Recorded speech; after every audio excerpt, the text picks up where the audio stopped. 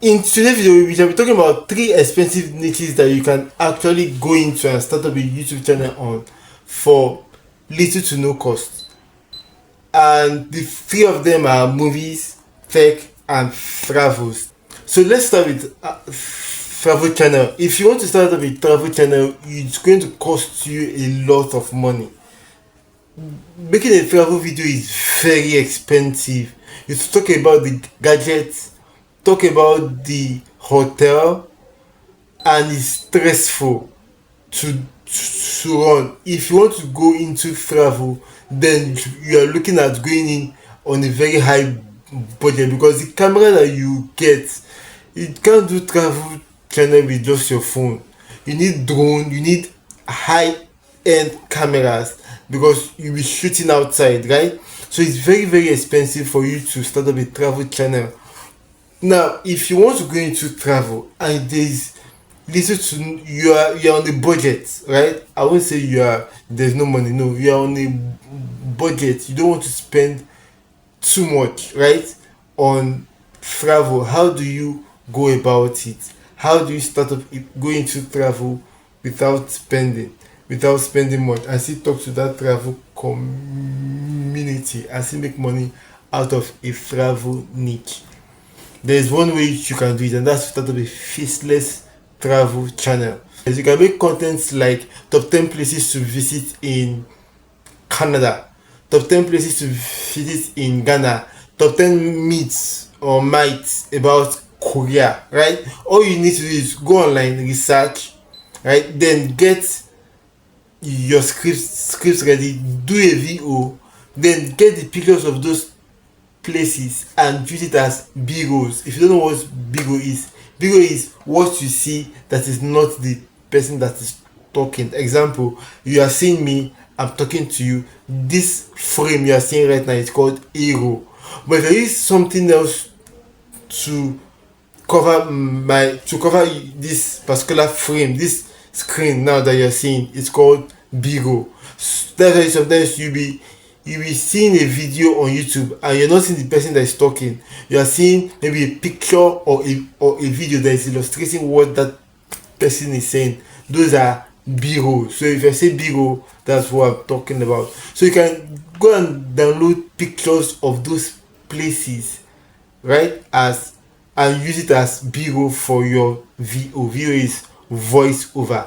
So you can make videos on places, food, right? Like top 10 food about so place, top 10 myth about so place, and top 10 places in so place. Here are 7 weird facts about this place. Here are 10 interesting facts about this place. Those are travel videos. So when you start making that type of video and you put on YouTube, people that are interested in travel will watch that video. Then once YouTube start paying you, right, then you can use the money to get the gadgets that you need to go to those places, and it's going to be fantastic, because when you now go to those locations that you've posted before, your audience will be interested in seeing you like eat that food, and even you have more to do there, right? Because you know that this is a fact about this place, this is the food about this place, that the places, top places about this place. So you're going to show them.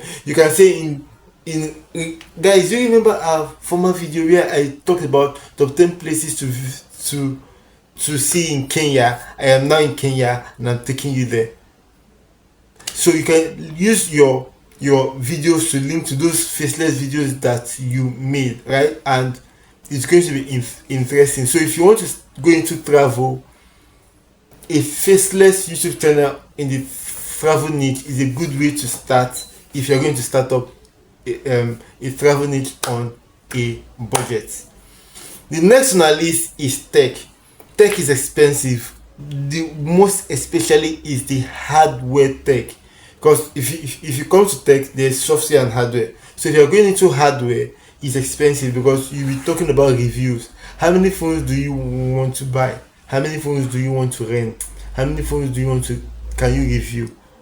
And if you are in a country or in a location where trust is not easily gotten, it's worse, because worse, if you have a shop and someone that is coming to tell you that he wants to use a phone, you have a phone shop and someone is coming to tell you that he wants to use your phone, a phone in your phone shop to do review in, can you entrust your gadget to that person? Except you know, except you are in a relationship with someone that owns the shop.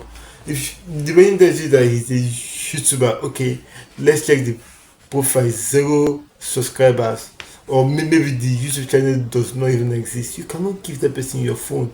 But if you see that this person is actually a brand, okay, he's getting views and all of that, then you be comfortable with that, with renting, with lending your gadgets to that person and be expecting a shout out from that person, right? But if the person does not have an audience, it's difficult to get a gadget that you review and show your people. So you tend to buy, and you're just starting up. How many phones do you want to buy? So that's the problem with tech. Tech is quite expensive to run. So the way out is you can do reviews, and just make get a picture of the phone and talk about the phone, right? Or you can start up a coding channel. If you're into coding, you can start up a coding channel. Why? Because most people that are interested in coding, most people that are there to learn coding are also interested in tech.